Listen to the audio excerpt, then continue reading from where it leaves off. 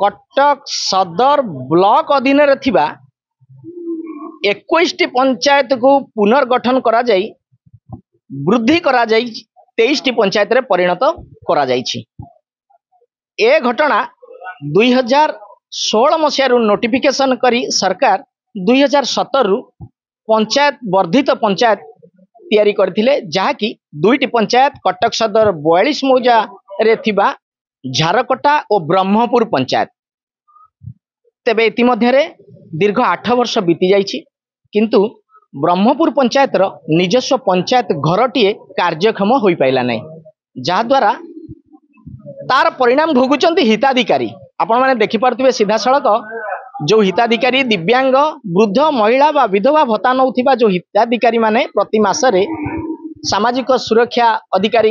Office रो लोक आसी भत्ता बंटन करिथांती पंचायत ऑफिस रे। तांकू 12 द्वार सुंडी पिंढा हबाक पड़ुछि, कोटी का पिंढारे बसिकी तो कोटी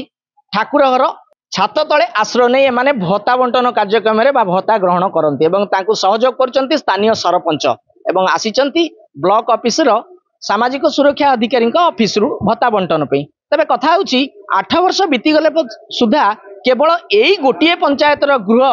ही आज जाए कार्यक्षम हेनी, जहाँ की दुखर विषय। प्रतिज्ञा रखिबा स्थानीय सरपंच ठारू एवं चेष्टा करिबा प्रतिज्ञा रखिया को एठाकर हिताधिकारी माने कोन कहउचंती, से माने केते असुविधा भोगुचंती भत्ता पाई। हां बरमपुर पंचायत ये से पंचायत घर एठी नहीं, से तो हेई नहीं, बरमपुर पंचायत हेई नहीं तथापि जो हाँ 3 वर्ष हाँ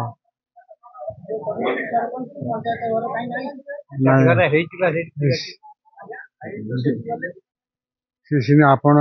से जो डकले आम आसिलु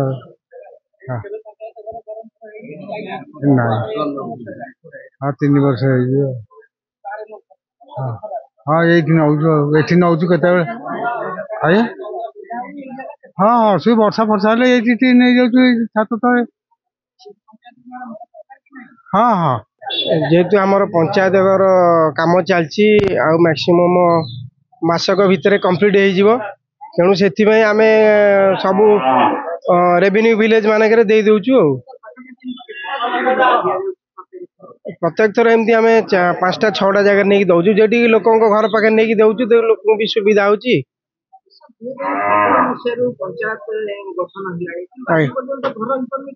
किंतु 2017 हेले जी थिले एक सरपंच गायत्री दास, सी जेहेतु पंचायत घर पाई किछि माने किछि मुंड खेले नथिले कि मुंड रखी नथिले, तेणु आमे आसिला परे 2022 रे मुझे जेते इलेक्टेड हेई साइली 2022 रे जेते इलेक्टेड हेलु, तेणु आमे आग निजे बसिया पई आग गोटे बासस्थान खोजिलु, जोटा कि आमर मेन रोड साइड रे कोडी ब्रह्मपुर दिबाड़ी मेन रोड साइड से फाइनाल करागला एवं सेटा आमर 5/2023 रे आमर सेटा शुभ दियागला। तेणु आउ मैक्सिमम आउ मासक भितर आम चेष्टा करूचु कंप्लीट करिके आमे घरे बसिया पे। पाखापाखि आमर 500 550 हिताधिकारी हेजिबे, सेटा तो निश्चित तो प्रथम सरपंच 5 वर्ष रही करें, तेणु आम तो 2022 रे इलेक्टेड हेलु, तेणु आ 23 24 25 तेणु 2 वर्ष भितर कंप्लीट हवा कथा, तेणु यही मासक भितर कंप्लीट हो आम आपको प्रतिश्रुति दौचु आ निश्चित भावे।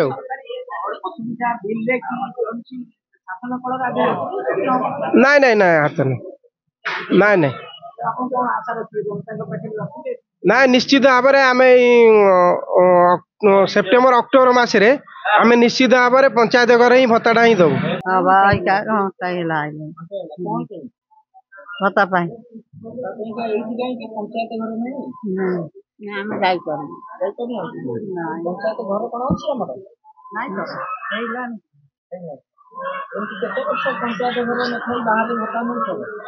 आम कही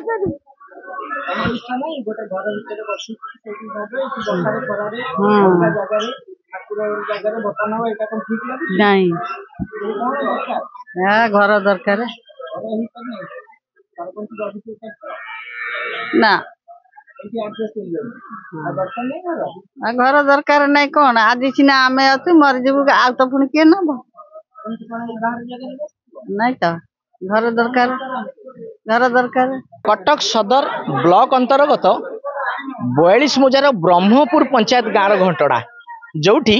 भत्ता आवंटन करुचंती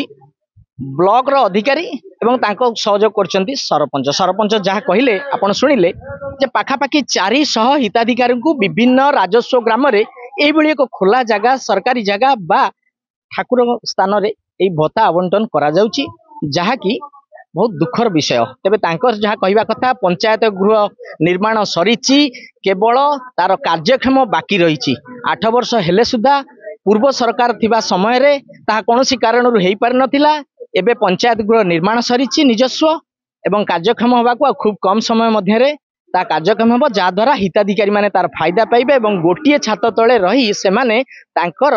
भत्ता नहीं पारिबे बा अन्यान्य पंचायत रो सुविधा पाई पारिबे। तेबे देखा जाऊ सरपंचक प्रतिश्रुति किपरि पालन हेउची आगकू कटक सदर ब्लॉक 42 मुजार थिबा ए ब्रह्मपुर पंचायत गृह निर्माण होई किपरि सुविधा साधारण नागरिकों को बा हिताधिकारी को मिलुची आगकू देखिबा बाकी रहिला। कटक सदर 42 मुजार दीपक आचार्य फोकस प्लस।